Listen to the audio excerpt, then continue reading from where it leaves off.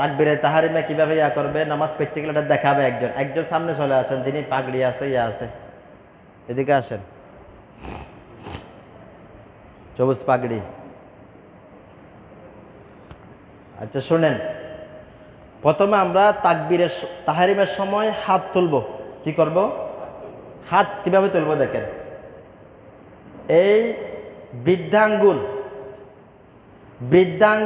এটা কান বরাবর তুলবেন। কি বরাবর? বৃদ্ধাঙ্গুল কান বরাবর তুলবেন এবং 10টা আঙ্গুল পশ্চিম দিকে ঝুঁকাই দিবেন।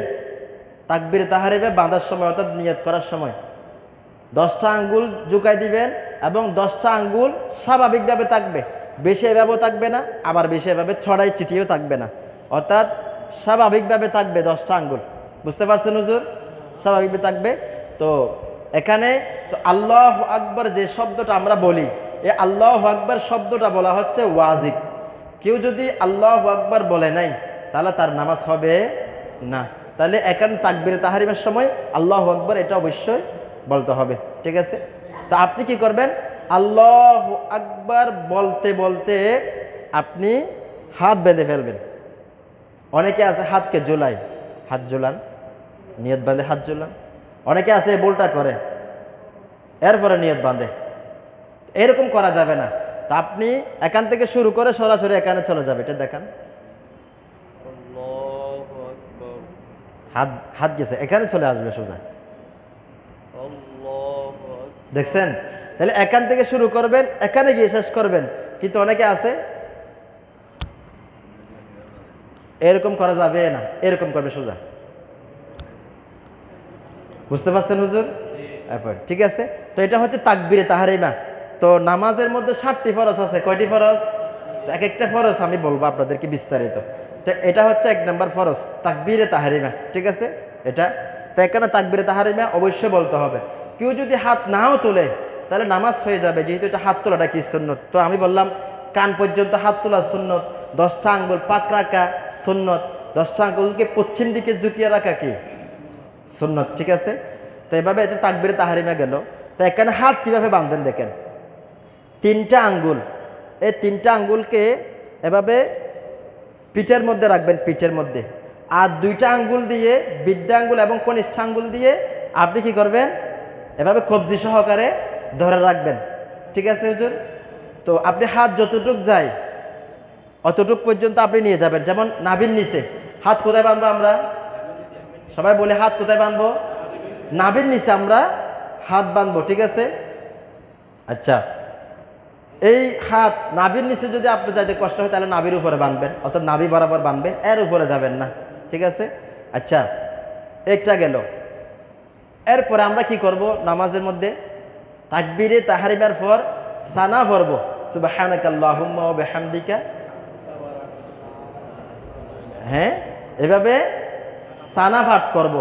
এখন সানা পাঠ করার পরে যদি একাকি নামাজ পড়ে আর কি, সানা যখন পড়বেন, সানা পড়ার পরে আউযু বিল্লাহি মিনাশ শাইতানির রাজিম বিসমিল্লাহির রহমানির রহিম। ঠিক আছে না? আচ্ছা, এরপরে আউযু বিল্লাহি বিসমিল্লাহ পড়ার পরে সূরা ফাতিহা পড়বেন। কি পড়বেন? সূরা ফাতিহা পড়বেন। আচ্ছা, এরপরে সূরা ফাতিহার পরে ওয়ালাদ-দাল্লিন আমিন বলবেন। আমিন বলার পরে বিসমিল্লাহির রহমানির রহিম বলে সূরা পড়বেন। আলম তারা অথবা লিলাফি যে কোনো সূরা পড়বেন। ঠিক আছে? তো এখন যাব আমরা কেরাতের মধ্যে। আচ্ছা, কেরাত কিভাবে পাঠ করবেন? তো কেরাত পাঠ করার ক্ষেত্রে সতর্কতা হচ্ছে, প্রথমে আলম তারা, লিলাফি আর ওয়াইতাল্লাযী নাউতনা এভাবে মিলিয়ে পড়বেন। আচ্ছা, সূরা যদি বাদ দিবেন, সূরা যদি বাদ দিতে চান তাহলে একটা বাদ দিবেন। সরি, একটা বাদ দিবেন না, 2টা বাদ দিবেন। সূরা বাদ দিলে কয়টা বাদ দিতে হবে? 2টা।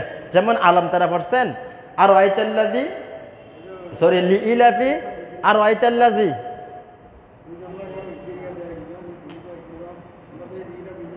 সব কি অবস্থা শুরু করল। আচ্ছা শুনেন হুজুর, তাহলে আমরা সূরা যখন পড়ব, শুনতেছেন না হুজুর? এদিকে আওয়াজ যাচ্ছে? হ্যাঁ, সবাইকে আমার কথা বুঝতেছেন না? হ্যাঁ, বাদ দিতে হয়, তাহলে 2টা কিরাত বাদ দেব। কয়টা কিরাত বাদ দেব? দুইটা। আচ্ছা, অনেকে আছে কোরআন শরীফকে উল্টা পাঠ করে। কিভাবে? প্রথম রাকাতে পড়ে কুল আউযু বিরাব্বিন নাস, পরে কিনা এরকম। দ্বিতীয় রাকাতে আবার পরে কি কুল আউযু বিরাব্বিল ফালাক, অথবা প্রথম রাকাতে কুল লিইলাফি কুরাইশ, এরপর আবার গিয়ে পরে কি আলাম তারা। তো এভাবে কোরআন শরীফকে উল্টা পড়া যাবে না, এটা কোরআন শরীফের ওয়াজিব, হাতছাড়া হয়ে যায়। তো এই জন্য কোরআন শরীফ যখন পড়বেন ডান দিক থেকে বামে পড়বেন, ঠিক আছে? তো যদি এরকম প্রথম রাকাতে কুল আউযু বিরাব্বিন নাস পড়ে ফেলেন, আবার দ্বিতীয় রাকাতেও কি করবেন? কুল আউযু বিরাব্বিন নাসেই পড়বেন, ঠিক আছে? যেহেতু এখানে আর সূরা নাই, ঠিক আছে? যদি কেউ উল্টা পড়েও ফেলেন তাহলে আপনার নামাজ হয়ে যাবে, তবে নামাজ শেষে মাফ চাইতে হবে। বুঝতে পারছেন হুজুর? যদি উল্টো পড়ে ফেলেন অথবা একটা বাদ দেন, তাহলে এর দ্বারা নামাজ কি হবে না? নষ্ট হবে না, ভঙ্গ হবে না। তো মনে রাখবেন, নামাজের মধ্যে কতটুক পড়লে, কয় আয়াত পড়লে নামাজ হবে। এক আয়াত পড়লে তো, ছোট এক আয়াত পড়লে তো নামাজ হবে না। তারপরে কি করতে হবে? তিনটা ছোট আয়াত হতে হবে, অথবা ওই তিনটা ছোট আয়াতের মতো বড় একটা আয়াত হতে হবে। বুঝতে পারছেন হুজুর? তিনটা ছোট আয়াত, যেমন ইন্না আতয়না, কুল হুয়াল্লাহ পড়ি, ইন্না আতয়না পড়ি, বিশেষ করে ইন্না আতয়না, এরকম তিনটা আয়াত পড়লে নামাজ হয়ে যাবে। অথবা এর মতো ওই একটা আয়াত অত লম্বা হলে কি হয়ে যাবে। বুঝতে পারছেন হুজুর? তা আমরা একটু বাড়ায়, যদি লম্বা আয়াত হয় তাহলে একটু বাড়ায় কি করব? আদায় করবো ইনশাআল্লাহ, ঠিক আছে? এই গেল কেরাত। তো কেরাত নামাজের মধ্যে সহি শুদ্ধ করা ফরজ। এই কেরাত শুদ্ধ করার জন্য আলহামদুলিল্লাহ আমাদের দাওয়াত ইসলামীর 3 দিনের মাদানী কাফেলা সফর আছে, 6 দিনের আছে, 12 মাসের আছে, তারপরে 7 দিনের নামাজ কোর্স আছে, 63 দিনের তরবিয়তি কোর্স আছে এই কেরাত শুদ্ধ করার জন্য। যাদের কেরাত শুদ্ধ, ইনশাআল্লাহ আমরা নিয়ত করি মাদানী কাফেলায় সফর করব এবং কোর্স করব ইনশাআল্লাহ। আচ্ছা, ঠিক আছে। আচ্ছা, কেরাত তো গেল। কেরাতের পর আমরা কি করি? আচ্ছা, কেরাতের মধ্যে আরেকটা বিষয়, অনেকে আছে কি কেরাত করার পরে ফাজআলাহুম কাআসফিম মাকুল, এটা বলার পরে এরকম করে, আছে কি না? অর্থাৎ রুকুর মধ্যে না গিয়ে দাঁড়িয়ে থাকে। তাই কারণে যদি 3 তাসবিহ থেকে যদি বেশি হয়ে যায় তাহলে আপনার নামাজের ওয়াজিব কি হয়ে যাবে? হাতছাড়া হয়ে যাবে। এর জন্য আপনি ফাজআলাহুম কাআসফিম মাকুল বলে শেষ করছেন, সাথে সাথে রুকুতে চলে যেতে হবে। অর্থাৎ কেরাত শেষ করার সাথে সাথেই, কেরাত যখন পড়া শেষ হয়ে যাবে সাথে সাথে আপনাকে কোথায় চলে যেতে হবে? রুকুতে চলে যেতে হবে। আচ্ছা, ঠিক আছে। তো এখন আমরা কয়টা জিনিস শিখলাম নামাজের ফরজের মধ্যে? নাম্বার 1 কি শিখছিলাম? তাকবীরে তাহরিমা। নাম্বার 2 কি শিখছিলাম? হ্যাঁ, আচ্ছা, কিয়ামের বিষয়ে বলা হয়নি না? কিয়াম মানে দাঁড়িয়ে নামাজ পড়া। তো এটা সংক্ষেপে বলে দিচ্ছে, দাঁড়িয়ে নামাজ পড়তে হবে। অর্থাৎ প্রত্যেক ফরজ নামাজ, ওয়াজিব নামাজ, নফল নামাজ ফারা, নফল নামাজ ফারা যত নামাজ আছে এগুলো সব দাঁড়িয়ে পড়তে হবে। যদি কেউ উজরের কারণে, কঠিন অসুস্থতার কারণে যদি বসে পড়ে, এটা অন্য মাসালা, ঠিক আছে? আচ্ছা, কিয়াম। এরপরে কি শিখলাম? কিরাত না? কিরাত তো এখন শিখবো আমরা রুকু। তো রুকুতে কীভাবে যাব দেখেন। আল্লাহু আকবার বলতে বলতে, যেমন আপনি দাঁড়িয়ে আছেন, ফাজআলাহুম কাআসফিম মাকুল, আল্লাহু আকবার। তো দাঁড়ানো অবস্থায় আল্লাহ শুরু করবেন, আকবর এটা রুকুতে গিয়ে শেষ করবেন। তো রুকুর মধ্যে আছে অনেকে ভুল করে, ভুলগুলো দেখান। এভাবে হাত বাঁকা করে, এরকম হাত বাঁকা করা যাবে না, দেখতেছেন? এভাবে কি করা যাবে না? হাত বাঁকা করা যাবে না, ঠিক আছে? অনেকে আছে হাঁটু বাঁকা করে থাকে, হাঁটুও বাঁকা করা যাবে না, ঠিক আছে? অনেকে আছে মাথা ঝুলায় রাখে, মাথা ঝুলাবেন না, ফিট বরাবর মাথাকে সমান রাখতে হবে। আর রুকুর মধ্যে পিঠ সোজা রাখতে হবে, মাথাও সোজা রাখতে হবে, হাত সোজা রাখতে হবে এবং পাও কি করতে হবে? সোজা রাখতে হবে, ঠিক আছে? তো আমার নবী পাক সাল্লাল্লাহু আলাইহি ওয়াসাল্লাম বলতেছে, যে ব্যক্তি নামাজের মধ্যে যখন রুকু করে, রুকুর মধ্যে ফিট সোজা করে না, আল্লাহ তাআলা ওই নামাজের দিকে রহমতের দৃষ্টি দেন না। আল্লাহু আকবার। তাহলে পিঠ এমনভাবে সোজা রাখতে হবে আমাদের, যাতে এক ফেলা পানি রাখলেও এটা না পড়ে, ঠিক আছে? এভাবে করে আমাদের সোজা রাখতে হবে। তাহলে বুঝতে পারছেন হুজুর? ফিট মাথা সোজা থাকবে, হাত একেবারে সুইয়ের মতো সোজা, আর পাও একেবারে সোজা। তা আপনার দৃষ্টি থাকবে কোথায়?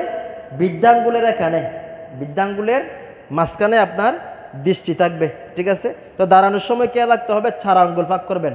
যদি একটু কষ্ট বেশি হয়, দাঁড়াতে মোটা বেশি, তাহলে আপনি একটু হালকা করে ফাঁক করতে পারবেন, তাহলে সমস্যা হবে না, ঠিক আছে। তো এখানে রুকুর মধ্যে 3 বার সুবহানা রাব্বিয়াল আযীম বলতে হবে। কয়বার প্রিয় ভাই? রুকুর মধ্যে 3 বার সুবহানা রাব্বিয়াল আযীম বলবেন। আচ্ছা, যখন নামাজে পড়বেন 3 বার থেকে বেশি বলবেন না, কারণ নামাজের মধ্যে ইমাম সাহেব যদি 3 বার বলে, এখন আপনি যদি 4 বার 5 বার বলে ফেলেন, তো আপনি ইমাম সাহেব থেকে বেশি বলে ফেলছেন। এই জন্য ইমাম সাহেবের পিছনে যখন নামাজ পড়বেন তখন 3 বার, আর যখন একাকী নামাজ পড়বেন তাহলে 3 বার 5 বার 7 বার 9 বার পড়তে পারবেন, তাসবিহ কোনো সমস্যা নাই।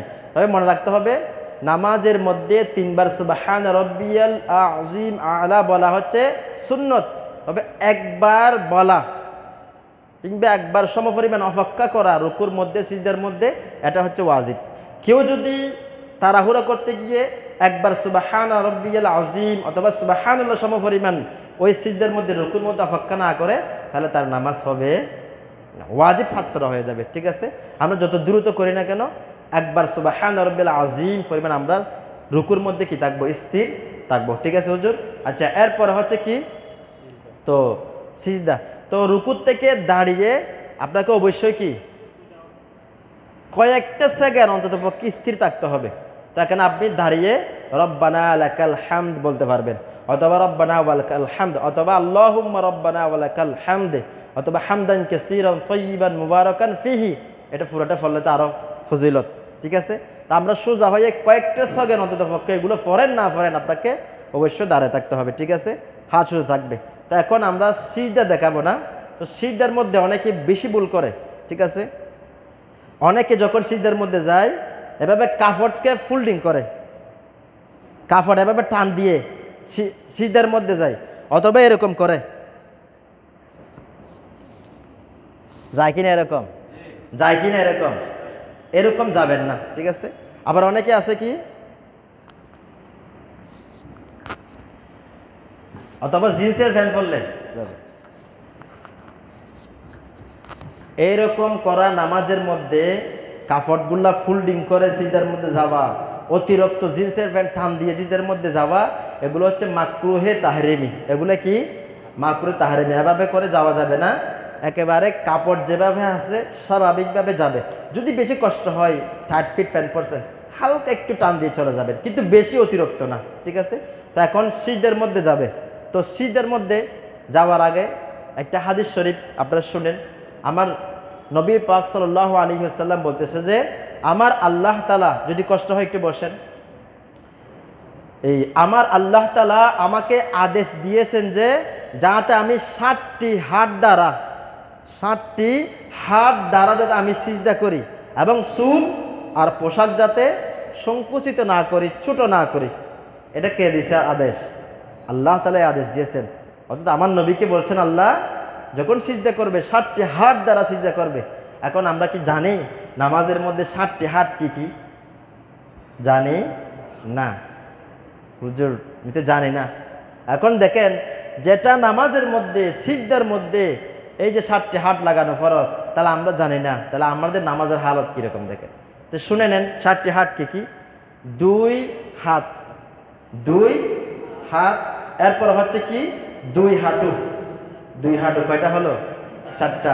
এরপর হচ্ছে 2 পায়ের পাঞ্জা, ঠিক আছে। তো এই 6টি অঙ্গ। আরেকটা হচ্ছে কপাল আর নাক মিলে একটা ধরতে পারেন, ঠিক আছে। তো কয়টা হলো? 60টি।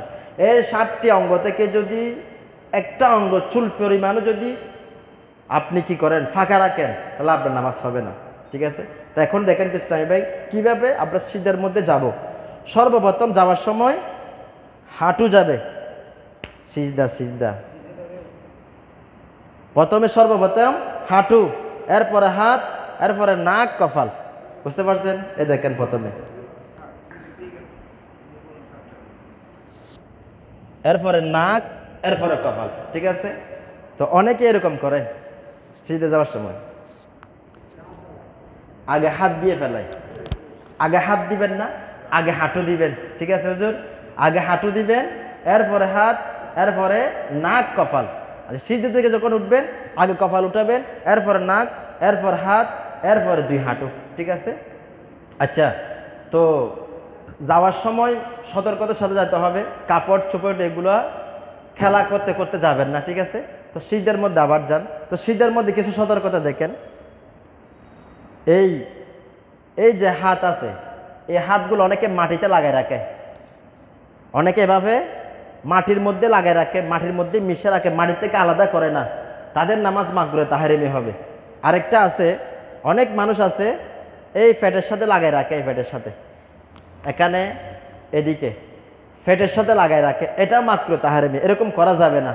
অর্থাৎ পেটের থেকে হাত আলাদা থাকবে আর মাটির থেকেও কি থাকবে, হাত আলাদা থাকবে। আচ্ছা, যখন আপনি এই কাতারে থাকবেন, কাতারে যখন আপনি নামাজ আদায় করবেন তখন হালকা একটু এভাবে চাপ দিবেন, মানে এভাবে পেটের সাথে হালকা ইয়া করে নেবেন, ঠিক আছে। তো এখানে হাত খোল রাখবেন না, অনেকে হাত এভাবে খোল রাখে সিজদাতে, হাত খোল রাখবেন না, এভাবে মিশাই দিবেন, ঠিক আছে। তো দৃষ্টি থাকবে কোথায়, সিজদা, হ্যাঁ। তো এভাবে করে দুইটা আঙ্গুল কি করবেন, এভাবে ইয়া করবেন। তো নাক মাঝখানে দিতে হবে, ঠিক আছে। তো এভাবে অনেক আছে যে কি নাক ভালোভাবে বাজায় না সিজদার মধ্যে। তো এখানে যে নাক বাজানোর সময় খেয়াল রাখতে হবে, নাকের যে এখানে একটা নরম হাড্ডি আছে, ওই নরম হাড্ডি সহ আপনাকে লাগাতে হবে, শুধু নাকের মাথা বাজাইলে হবে না। কারণ আপনি যদি এই সিজদার সময় যদি নাক বাজান শুধু নাকের মাথা, কপাল ভালোভাবে বাজবে না। এবং নাটের হাড় যেটা আছে, হাড় বলতে কি চামড়া বোঝায় শুধু না, হাড় বলতে কি শক্ত অংশ বোঝায় না। আপনাকে শক্ত অংশ বাজাতে হবে, অর্থাৎ মাটির একটা কাঠিন্যতা এটা অনুভব করতে হবে আপনার, ঠিক আছে। তা আপনি নাককে ছাপ দিয়ে নাকের নরম হাড্ডি বাজাবেন, কপালে ভালোভাবে মিশিয়ে দিবেন, ঠিক আছে। আচ্ছা, এরপর এদিকে ফিরেন, আচ্ছা এদিকে ঘুরেন। এই ভুলটা মানুষ বেশি করে, এদিকে এই ভুলটা মানুষ বেশি করে, সিজদা যান। আচ্ছা, অনেকে ভুল করে, এই দেখেন এইটা কিন্তু 7টা হার্টের মধ্যে অন্তর্ভুক্ত না, অনেক মানুষ এই ভুল করে, এই ভুল অনেকে আছে, এরকম অনেক মানুষ আছে, সবাই দেখতেছে না, আপনি একটু ওই দিকে চলে যান, মনে হয় এদিকে গেলে প্রশ্ন পরে করবো ইনশাল্লাহ, আমরা সুযোগ দেওয়া হবে প্রশ্ন করার জন্য, ঠিক আছে না হুজুর? অনেকে দেখতেছে না। আচ্ছা দেখেন, অনেকেই একটা পায়ের উপর আরেকটা তুলে দেয়, সিজদার সময় কি করে, একটা পায়ের উপর আরেকটা তুলে দেয়। তাহলে এখন কি এখন 7টা বাজছে মাটির মধ্যে, তার নামাজ কি হবে? হবে না। তাহলে একটার উপর একটা তুলে দিয়ে যারা নামাজ আদায় করে তাদের নামাজ হবে না। আরেকটা আছে কি এভাবে করে ঠিকই, কিন্তু এখানে বাজায় না, মাটির মধ্যে বাজায় না। তাহলে মাটির মধ্যে যদি না বাজায় তাহলে কি হবে? তো দেখেন, আমি এদিকে দেখাচ্ছি, এই যে দেখেন, অনেকে সিজদার সময় এবল করে না, এরকম করা যাবে না। আবার অনেকে আছে এরকম করে, এরকম করা যাবে না। তো সিজদার মধ্যে কোনো রকমভাবে আলাদা করা যাবে না। এখানে আরেকটা আছে কি, শুধু নখ বাজাই, নখ বাজালেও হবে না, কারণ নখ কিন্তু হাট না, শরীরের হাট নখ না। তো আপনি কি করবেন, এই উত্তম হচ্ছে 10টা আঙ্গুলকে কিবলার দিকে করে দেবেন সিজদার মধ্যে, এভাবে 10টা আঙ্গুলকে কি করে দিতে হবে, কিবলার দিকে করে দিতে হবে। এটা হচ্ছে সুন্নত, এটা হচ্ছে কি সুন্নত। যদি এটা না পারেন তাহলে তিনটা এফ আইয়ের বৃদ্ধাঙ্গুল থেকে 3টা, এফ আইয়ের বৃদ্ধাঙ্গুল থেকে 3টা, 6টা আঙ্গুল এভাবে লাগাতে হবে, এটা ওয়াজিব। তো ওয়াজিব যদি হাত ছাড়া হয়ে যায় তাহলে সাহু সিজদা করতে হবে, বাবা ওই নামাজ সাহু সিজদা না, ওই নামাজটা আবার পড়ে দিতে হবে আপনাকে, কি করতে হবে? যদিও সাহু সিজদা যদি করে তাহলে নামাজ হবে কিনা আমার জানা নাই, তবে যদি কেউ এই 3টের থেকে কম লাগায় তাহলে তার ওই নামাজটা আবার পড়ে দেওয়া তার জন্য ওয়াজিব। বুঝতে পারছেন হুজুর? তাহলে এই 6টা বাজানো এই ওয়াজিব, আর কমপক্ষে একটা বাজানো এটা ফরজ। তা আমাদের তো ওয়াজিব হাত ছাড়া হতে পারবে না, আমরা সুন্নতের উপর আমল করতে পারবো ইনশাআল্লাহ, সুন্নতের উপর আমল করার জন্য আমরা চেষ্টা করবো ইনশাআল্লাহুল কারীম। এখন বুঝতে পারছেন হুজুর? তাহলে এভাবে একটার সাথে একটা লাগিয়ে এভাবে ইয়া করবেন না, মাটির থেকে আলাদা করবেন না, 10টা আঙ্গুল বাজা দিতে হবে, ঠিক আছে। আর এই যে এখানে একটা অংশ, এইটা গোড়ার মতো কি থাকতে হবে, গোল থাকতে হবে উপর দিকে, আর এখানে মাঝখানে এরকম ফাঁক রাখতে হবে যাতে ছোট থেকে ছোট একটা ছাগলের বাচ্চা দূরে চলে যেতে পারে, এভাবে কি করতে হবে, ফাঁক রাখতে হবে। বুঝতে পারছেন হুজুর? ঠিক আছে, বসেন। সল্লু আলাল হাবিব সাল্লাল্লাহু আলাইহি ওয়াসাল্লাম। এখন আমরা আর রুকু দেখলাম ফরজ, সিজদাও দেখলাম, আচ্ছা এখন এদিকে ঘুরেন। তো অনেক মানুষ আছে দেখবেন যে কি যখন বসে তো বসার সময় দুই হাতকে এভাবে ঝুলাই দেয়, এরকম আছে কিনা? এরকম আছে কিনা? আপনাদের মধ্যে আছে, আমি দেখছি অনেককেই। এভাবে ঝুলাই দিবেন না। এইভাবে যে ঝুলাই দিবে, কিতাবের মধ্যে আছে নামাজের মধ্যে তাশাহুদের মধ্যে যখন সে বসবে, যখন হাত ঝুলাই দেয় হাঁটুর থেকে বেশি, তার হাত কিয়ামতের দিন আগুনের কেচি দিয়ে কেটে নেওয়া হবে। তাহলে আমাদের উচিত কি, এভাবে ঝুলাই না দিয়ে তবে হাঁটু বরাবর রাখবেন। কি করবেন? 10টা আঙ্গুল হাঁটু বরাবর রাখবেন, আবার বেশি এদিকেও নিয়ে আসবেন না, এরকম করবেন না, ঠিক আছে? তো হাতের আঙ্গুলগুলা স্বাভাবিক রাখবেন এভাবে। দেখছেন অনেকে আছে এভাবে খুল করে ফেলে, খুল। অনেকে আছে এটা করার জন্য এরকম করে থাকে আগে থেকেই, এরকম করা যাবে না, এরকম করে থাকে, এরকম করা যাবে না, এটা স্বাভাবিকভাবে থাকবে, ঠিক আছে? বুঝতে পারছেন এখন? তাহলে হাঁটুর থেকে বেশি নামা যাবে না। আচ্ছা আরেকটা আছে এখানে, তাশাহুদ যখন পড়বেন কি করবেন?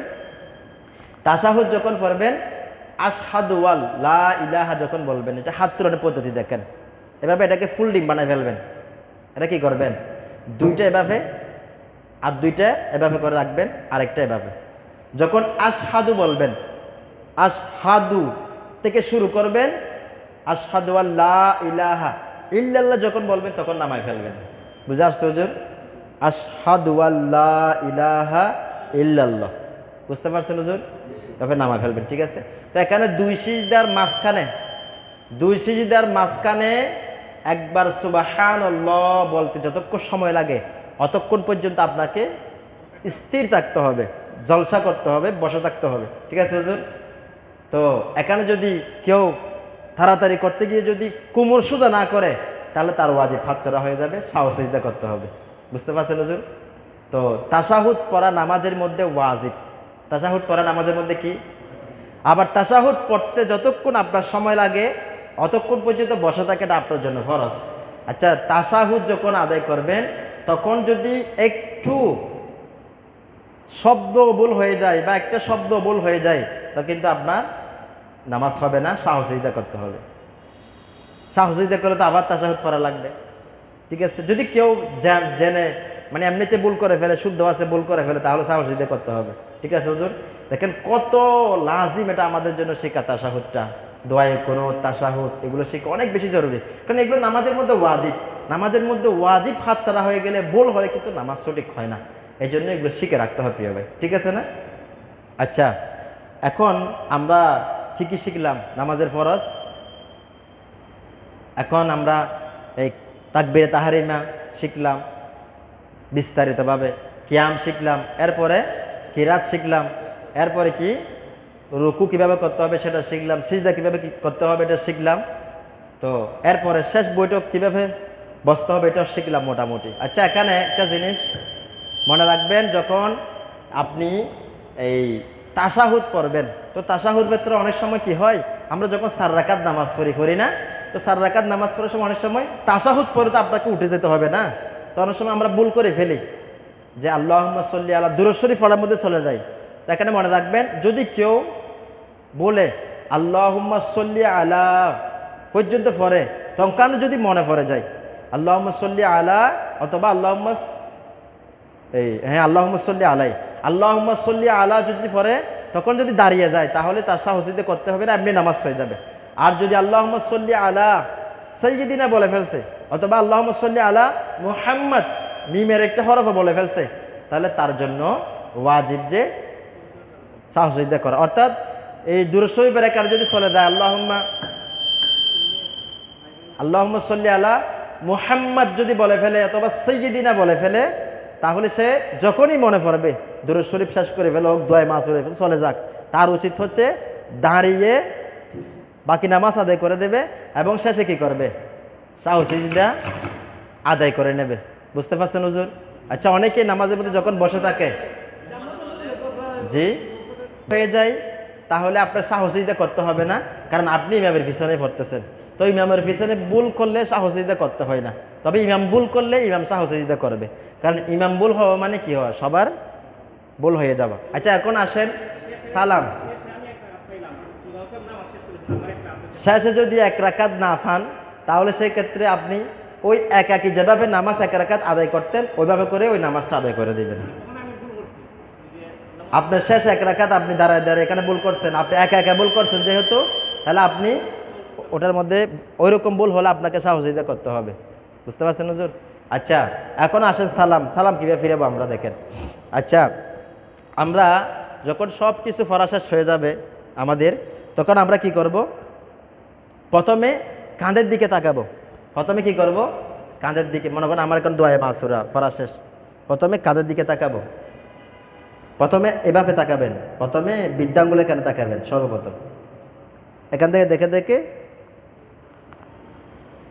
এরপরে আসসালামু আলাইকুম ওয়া রাহমাতুল্লাহ, এরপর আপনি এখানে দেখবেন, এখানে দেখার পরে আসসালামু আলাইকুম ওয়া রাহমাতুল্লাহ এটা করবেন। অনেক মানুষ আছে সালাম ফিরানোর সময় আসসালামু আলাইকুম ওয়া রাহমাতুল্লাহ, যা আছে সব দেখে ফেলে, মানুষের জানালা মাল্লা বাড়ির এগুলো দেখে ফেলে, বাজার ইত্যাদি দেখে, এরকম করবেন না।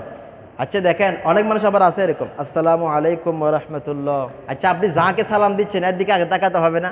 আমি যদি এনাকে সালাম দিই, ভাই আসসালামু আলাইকুম ওয়া রাহমাতুল্লাহ, এটা কীরকম লাগতেছে?